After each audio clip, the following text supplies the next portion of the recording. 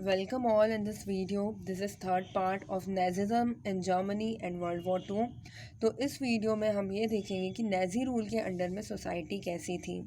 तो जितनी भी एडमिनिस्ट्रेटिव सर्विसेज थे, आर्मी थी, वो सारी की सारी हिटलर के लिए तो लॉयल थी, लेकिन जर्मन नेशन मतलब वहाँ के जो लोग थे उनके लिए लॉयल नहीं थी। जैसा कि हमने पहले ही पढ़ा है कि नाजी रूल के अंडर में डेमोक्रेसी नाम की कोई चीज़ नहीं थी। डेमोक्रेसी के अंदर क्या क्या आता है? इक्वालिटी आता है, फ्रीडम आता है, जस्टिस आता है। तो ये सब चीज़ें उनकी डिक्शनरी में थी ही नहीं। उनकी डिक्शनरी में एक चीज़ थी, वो है ये कि हमें अपने नेशन को कैसे भी करके सुपीरियर बनाना है। तो उन लोग इंडिविजुअल के इंटरेस्ट को इम्पोर्टेंट नहीं देते थे, वो लोग नेशन के इंटरेस्ट को इम्पोर्टेंट देते थे। तो जितने भी केसेस रहते थे रिलेटेड टू पॉलिटिकल क्राइम्स या फिर सोशल क्राइम्स, वो सारे के सारे सुप्रीम कोर्ट में ना जाके वो जाते थे नाजी पार्टी के अंडर में। और जितने भी अपोजिट ग्रुप्स बन जाते थे, जैसे कि पॉलिटिकल कोई अपोजिशन करता था, तो उसको नाजी गवर्नमेंट हटा देती थी bye legal means. And one thing important that figure 9.1 is saying about the life of society, right. तो इसमें क्या हुआ, वुमेंस जो हैं उनके काम अलग थे, मेल्स के काम अलग थे। तो स्कूल से ही जो मेल्स होते थे, मतलब जो बॉयज़ होते थे, उनको ये लोग मिलिट्री में जाने के लिए एंकरेज करते थे और गर्ल्स को घर के काम के लिए एंकरेज करते थे। और इसी वजह से now the important thing, one more thing, कि नाजी गवर्नमेंट ने एक चीज़ अच्छी की थी, वो ये कि हमने जैसे कि पढ़ा कि जो जर्मनी था वो डिप्रेशन में चल रहा था, वहाँ पे इकोनॉमिक क्राइसिस आ गए थे, मतलब बहुत ज़्यादा अनएम्प्लॉयमेंट आ गया था। तो नाजी गवर्नमेंट ने इस चीज़ को सॉल्व करने की कोशिश की थी। उन्होंने काफ़ी सारे जॉब्स क्रिएट किए थे, जैसे कि रोड्स कंस्ट्रक्शन, आर्म्स मैन्युफैक्चर, इन सब चीज़ों के कारण काफ़ी सारे जॉब्स मिल रहे थे लोगों को। और इस वजह से जर्मनी जो है वो डिप्रेशन से बाहर आया था। लेकिन उनका मेन फोकस जो था वो किस चीज़ पे था? वॉर पे था। तो जितने भी इंडस्ट्रियलाइजेशन हो रहे थे, जितनी भी नई चीज़ें बन रही थी, वो मेनली वॉर के लिए बन रही थी, ठीक है। Now this is very very important, figure 9.6। You can see this figure first, कि इसमें हो क्या रहा है कि एक स्टूडेंट खड़ा है, सामने एक टीचर है और उन्होंने कुछ बनाया है कर्व शेप का। तो वी विल सी कि what it is. You can see it is written here, the noses of Jews are curved like the figure 6। मतलब जो जूस के जो नोज़ का शेप है, कर्व है, वो कुछ ऐसा होता है। जर्मन चिल्ड्रंस को ऐसा क्लास में बताया जा रहा था कि कैसे वो जूस को पहचाने by their shape of nose, मतलब वो उनकी नोज़ को देख के कैसे उनको पहचाने कि वो जूस हैं। तो इस चीज़ की पढ़ाई जो है वो स्कूल में बच्चों को दी जा रही थी। तो यू कैन सी कि ये जो था ये सिर्फ मतलब जूस के लिए जो ये हेट्रेड फीलिंग थी, ये सिर्फ एक पर्सनल नहीं थी, ये टोटली स्प्रेड की जा रही थी पूरे कंट्री में। Now the next is very very important, कि जो वुमेंस की जो वुमेंस को उन्होंने एजुकेशन से थोड़ा सा दूर किया था। लाइक पहले 37% रिजर्वेशन सीट्स थी वुमेंस के लिए यूनिवर्सिटी में, लेकिन उसको कम करके 10% किया जा रहा था। और उन्होंने जितने भी नेज़ी आर्ट और उस नेज़ी आर्ट या लिटरेचर जो कि मतलब अगेंस्ट द नेज़ी के, उसको बैन कर देते थे। और जितना भी जो मीडिया कम्युनिकेशन है वो टोटली कंट्रोल कर रहा था कौन? Nazi party. Now the one important thing, कि जो इम्पोर्टेंट चेंजेस नेज़ी ने किए थे, एक तो ये कि उसने जर्मन हिस्ट्री को ग्लोरीफाई किया, और सेकेंड चीज़ ये कि उसने रेसिज्म इन साइंस, मतलब इसमें रेसिज्म को ऐड किया एजुकेशन सिस्टम में, ठीक है। एंड थर्ड थिंग ये कि उन्होंने जूस को, जितने भी टीचिंग स्टाफ में जूस थे उनको सबको रिमूव कर दिया। अब now this is very very important, the next is the holocaust massacre of the Jews and others. तो यू कैन सी कि एक प्रेजुडाइज अगेंस्ट जूस, मतलब जो जर्मन के लोग थे वो जूस से काफ़ी ज़्यादा चिढ़ते थे। प्रेजुडाइज का मतलब क्या होता है? प्रेजुडाइज का मतलब होता है किसी बिना किसी रीज़न के डिस्क्रिमिनेट करना, like unfavourable opinion specially regarding social और रिलीजन पर्पस। तो यू कैन सी कि जो मिडिल एजेस में क्या हुआ था कि यूरोपियन कंट्रीज़ जो थी वो जूस से काफ़ी ज़्यादा क्या करती थी, चिढ़ती थी। तो वो उसको एलिमिनेट करने का सोचते थे, लेकिन हिटलर ने क्या किया, हिटलर ने तो उसको पूरी तरह से इतनी ज़्यादा नफ़रत कर रहा था कि वो उसने हद ही कर दी। और उसने क्या किया हम इसमें पढ़ेंगे। और वन थिंग इम्पॉर्टेंट कि ये जो हिटलर था वो लोगों को जूस के लिए कैसे भड़काता था कि वो ये बताता था कि जब फर्स्ट वर्ल्ड वॉर हुआ तो जूस ने क्या किया, जूस ने अपोजिट पार्टी का सपोर्ट किया, उन्होंने जर्मनी के अगेंस्ट काम किया और जिसकी वजह से जो जर्मनी है वो फर्स्ट वर्ल्ड वॉर में हार गया था। तो इस टाइप का प्रोपोगंडा चलता था। अब प्रोपोगंडा मतलब प्रचार। तो प्रचार करके वो लोग क्या करते थे, जूस को लोगों के मन में जूस के अगेंस्ट फीलिंग बढ़ा रहे थे और जिसकी वजह से उन्होंने जो हेट्रेड फीलिंग थी वो बहुत ज़्यादा बढ़ गई थी। तो जूस को एक इन्फीरियर रेस माना गया था जिसे जर्मनी का, इसलिए जर्मनी उसे अपना प्रॉब्लम समझती थी। और जूस को मतलब जो जूस की जो जूस के साथ मैरिज नहीं करना है, इस टाइप की चीज़ें कुछ सामने आई। एंड जो जूस को जितनी भी उनकी प्रॉपर्टी है, गवर्नमेंट सर्विसेज है, जूस के बिजनेस है, उन सबको क्या करना है, हटा दिया या बॉयकॉट कर दिया। ठीक है। नाउ ऑन नवंबर 9-10 1938 में एक बहुत ही मैसिव अटैक हुआ। किसके ऊपर हुआ? जूस के ऊपर हुआ। वो ये हुआ कि जितनी भी उनकी प्रॉपर्टी, होम्स और सिनेग्रोस थे उनको रातों रात छीन लिया गया। और इस टेरिबल इवेंट जो है, मतलब एक ही दिन में ये सब, उनका घर बार सब कुछ छीन लिया। और ये जो दिन था, इसीलिए इस इवेंट को the night of broken glass बोलते हैं। और जूस ने को आइडेंटिटी के लिए, जूस की आइडेंटिटी के लिए उन्हें बैगेज पहनाए जाते थे, ताकि बैगेज मतलब बिल्ले, ठीक है, बैजेस, उन्हें बिल्ले, ताकि वो अलग ही दिखे, पॉपुलेशन से अलग ही पता चले कि वो कौन थे, जूस थे। And one more thing took place कि उनको फोर्सली गैटोज़ में रहने को कहा जाता था। गैटोज़ मतलब उनका घर वर छीन के उनको गैटोज़ में शिफ्ट कर दिया गया। तो गैटोज़ क्या था? गैटोज़ एक्चुअली में एक अनहाइजीनिक प्लेस होती है जहाँ पे किसी भी टाइप की क्लैनलीनेस नहीं होती, गंदगी होती है। तो अनहाइजीन होगा तो क्या होगा? डिज़ीज़ होंगी।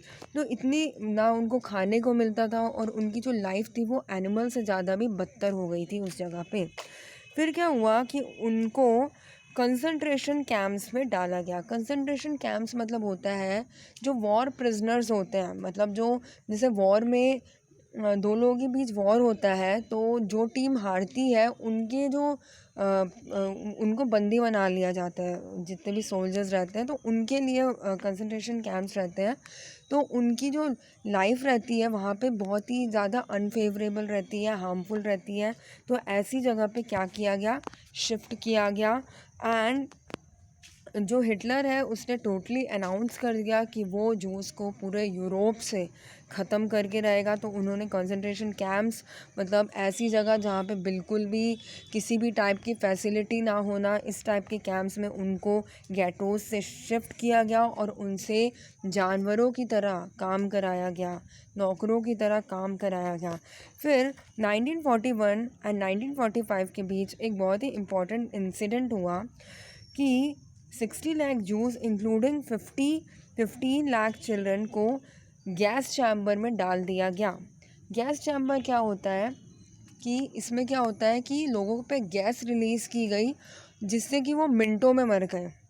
ठीक है। तो यू कैन सी ये गैस कैसी थी, पॉइजनस गैस थी। तो जो ये होता है पॉइजनस गैस, ये एक टाइप की किस में आती है, अनकन्वेंशनल वेपन्स में आती है। मतलब ये वेपन ऑफ मास डिस्ट्रक्शन, और इसमें जो डेथ होती है वो बहुत ही डेडली रहती है। तो इस टाइप की चीज़ें जो है वो हिटलर ने की थी। उन्होंने रातों रात उन्हें गैस चैम्बर में डाल के मार दिया था बाय रिलीजिंग पॉइजनस गैस। तो यू कैन सी कि उनको 1 मिनट नहीं लगा सब कुछ ख़त्म करने में।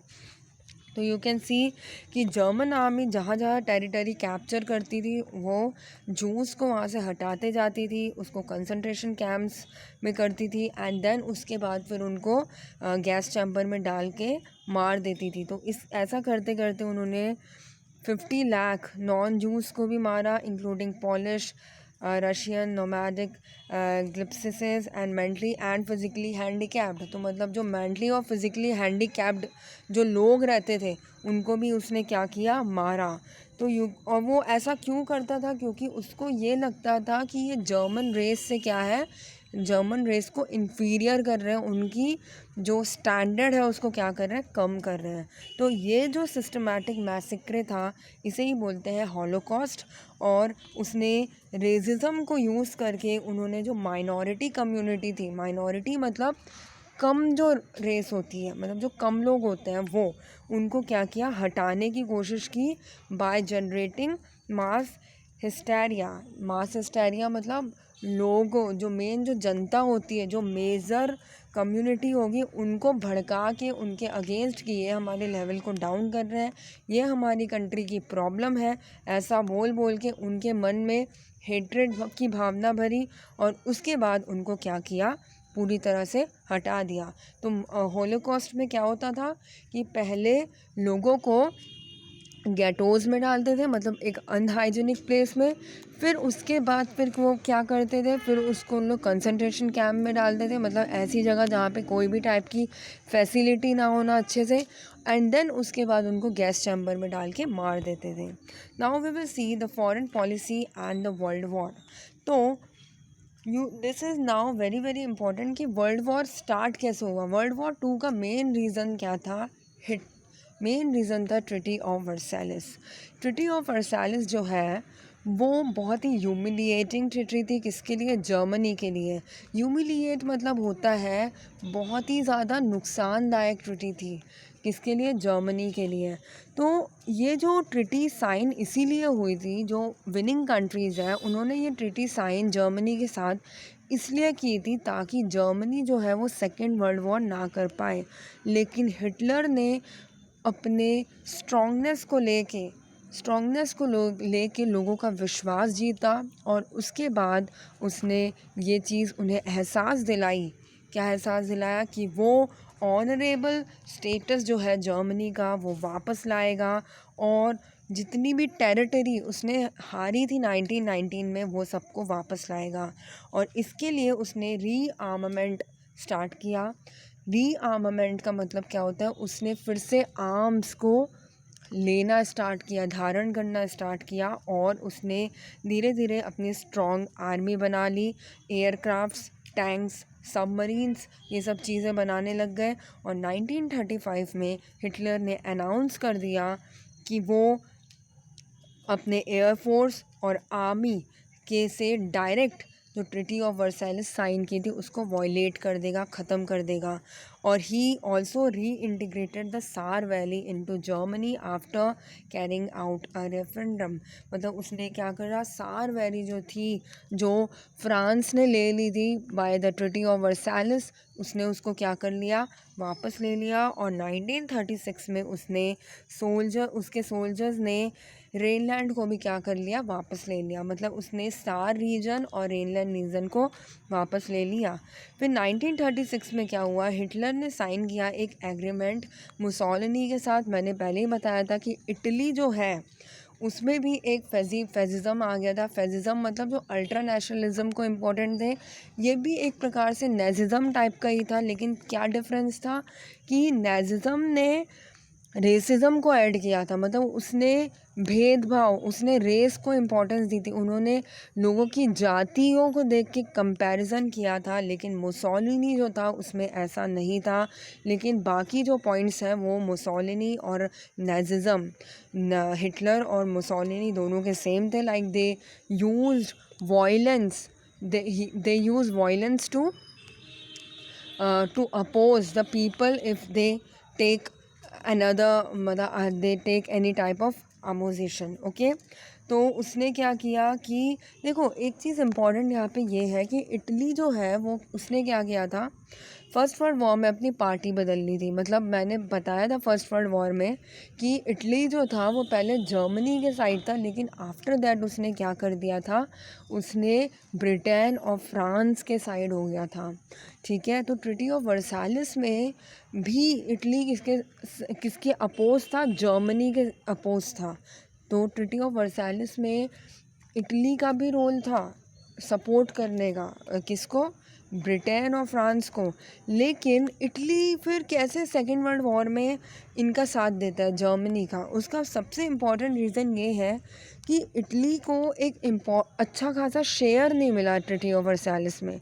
मतलब जर्मनी जो ब्रिटेन और फ्रांस यूएसए था, उन्होंने ये बोला था कि हम आपको अच्छा खासा हिस्सा देंगे जर्मनी का, लेकिन इसको उतना नहीं मिला, ये खुश नहीं था ट्रीटी ऑफ वर्साइल्स से।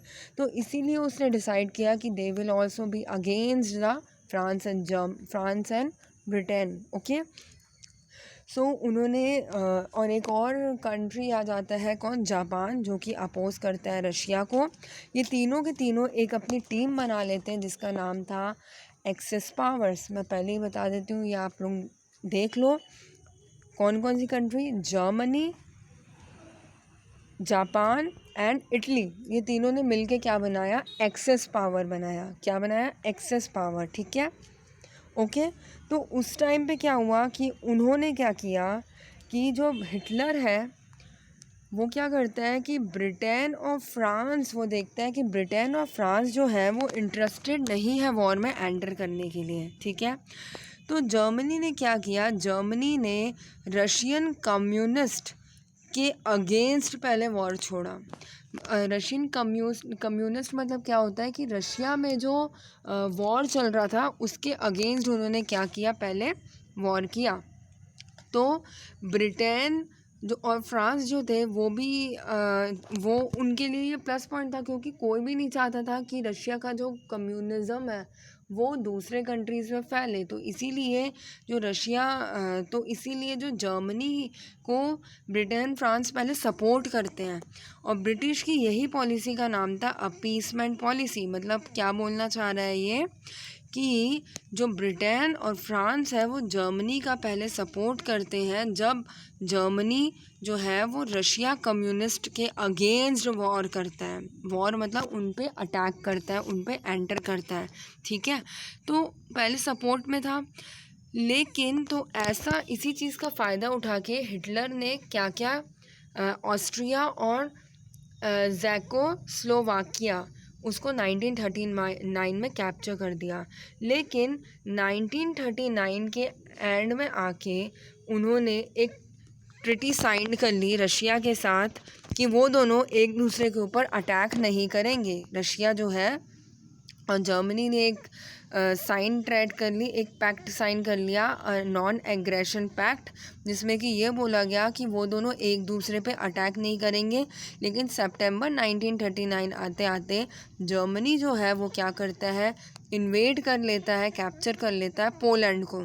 ठीक है, तो पोलैंड को जब वो कैप्चर करता है तो वहाँ के जितने भी जूस थे, वहाँ पे जितने भी इन्फीरियर मतलब माइनॉरिटीज़ थी, उन सबको क्या करता है, जो जर्मनी है वो क्या करता है, इन ह्यूमन ट्रीटमेंट करता है। मतलब मैं पहले ही बताई थी, जो भी वो होलोकॉस्ट में करता था वो सारा जो गलत जो ट्रीटमेंट है, वो इन ह्यूमन ट्रीटमेंट है, वो किसके साथ करता है, वहाँ के लोगों के साथ करता है। तो लोगों का यही जो हिटलर का ये जो बिहेवियर है ये पूरी दुनिया को शॉक्ड कर देता है। ठीक है, देन उसके बाद क्या होता है, देन एक इम्पॉर्टेंट चीज़ आती है, जर्मन सोल्जर्स जो हैं वो मतलब उनको वो क्या करता है कि उसको ये वो जर्मन सोल्जर्स को यही बताता था कि ये जो लोग हैं, ये दूसरे टीम के जो लोग हैं वो क्या है, ये स्लेव्स बनने के लायक ही है, ये जर्मनी के स्टैंडर्ड को कम करेंगे, इसीलिए इनको एलिमिनेट करना बहुत ज़्यादा नेसेसरी है। और उसने जर्मन पीपल से ये प्रॉमिस भी किया कि वो जितनी भी कंट्रीज़ का जो वेल्थ है उसको एक्सप्लॉइट करेगा और अपनी कंट्री का जो स्टैंडर्ड है उसको क्या करेगा, बढ़ाएगा। फिर 1939 में आके एक इम्पॉर्टेंट चीज़ हुई, ब्रिटेन और फ्रांस जो है वो जर्मनी के अगेंस्ट वॉर डिक्लेयर कर देते हैं और पोलैंड को सपोर्ट करने के लिए। क्यों? क्योंकि जर्मनी जो है वो बहुत ही इनह्यूमन बिहेव कर रहा था पोलैंड के लोगों के साथ। तो 1939 में ब्रिटेन और फ्रांस जो है वो वॉर डिक्लेयर कर देते हैं जर्मनी के अगेंस्ट, और जिसकी वजह से ये जो वॉर है ये वर्ल्ड वॉर में बदल जाता है। फिर जो अमेरिका होता है वो पहले वॉर में एंटर करने के लिए इंटरेस्टेड नहीं रहता, लेकिन एक ऐसा इंसिडेंट होता है जिसके बाद यूएसए को भी वॉर में एंट्री करना पड़ जाता है। तो एक चीज़ यहाँ पे और दी हुई है कि जर्मनी जो है वो जो नॉर्थ यूरोप था, फ्रांस था, 1914 entering North Africa to attack British colonies. तो जर्मनी ने क्या किया, जो ब्रिटेन की कॉलोनीज़ थी नॉर्थ अफ्रीका में उसको उस पर अटैक कर दिया। इटली और जापान ने वॉर डिक्लेयर कर दिया। ये वॉर जो है मतलब जर्मनी और इटली, जापान और इटली जो है वो किसके साइड थे, जर्मनी के साइड थे। तो ये तीनों ने मिलके क्या बनाया, एक्सिस पावर बनाया।